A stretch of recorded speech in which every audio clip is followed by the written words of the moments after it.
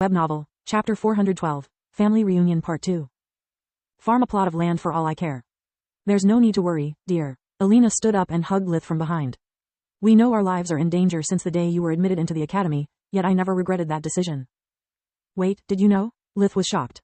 Of course we did, son. Roz nodded. We aren't stupid. Also, Nana and Count Lark warned us multiple times when they asked for our help to convince you to take the entrance exams. We unanimously decided you deserved a chance at a better life. Me, your mother, and your sisters. Lith didn't miss how his father had not mentioned Tryon, even though he was still part of the family at the time. He inwardly sent Tryon to farm a plot of land before forgetting about his existence again. You can't let your fears ruin a moment like this, dear. Alina kissed his head. A lot of bad things could have happened, yet we are still here.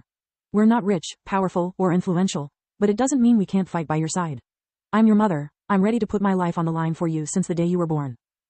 We all do, Roz said, standing up to join the embrace, soon followed by Rena, Tista and the kids, who had no idea what was happening but still wanted to express their love for Lith. I'm sorry, I need some air. Lith ran away from his home and through the Tron woods like he had a dragon on his heels. There were few things that scared him, and losing control over his own feelings was among them.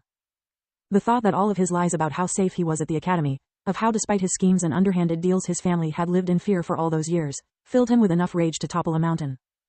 Please, calm down, Solis tried to comfort him. You should be happy knowing they love you so much, that they fought for your happiness as hard as you did for theirs.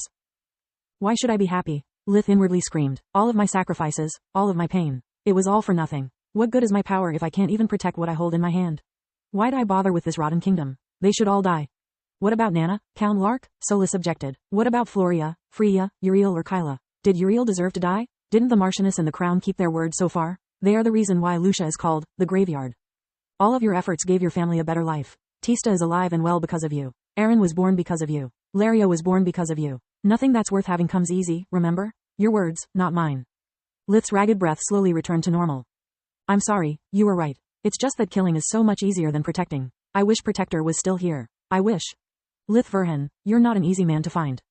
Lith turned toward the source of the husky voice. One of the shadows of Kateria seemed to have escaped from the destruction of the Black Star. Despite its human shape, the thing was made of living darkness that writhed at its every step. Only when it came closer Lith noticed that it wasn't one of the cursed object's thralls.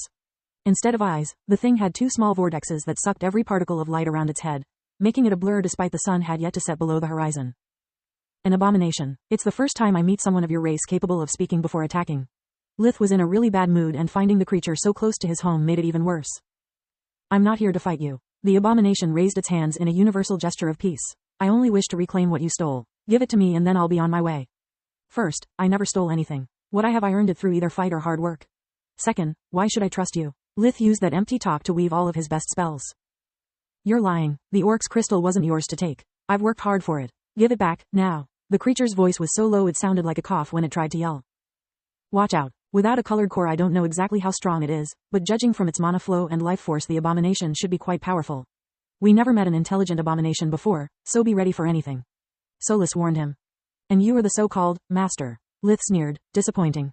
How do you know about the master? The creature stopped in its tracks.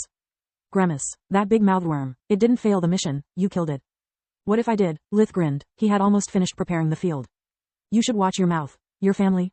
Truth to be told, the abomination was about to warn Lith that, in case they fought, his family could get caught in the crossfire since they were relatively close. It had no intention of threatening him. The next thing the abomination knew was that its body seemed to have been struck by a meteor. It flew deep inside the Tron woods, crashing through trees too young or thin to withstand the impact before it tumbled in the dirt. What about my family? Unluckily, Lith didn't know, nor did he care about its intentions. A blue aura surrounded him, growing in intensity with each passing second.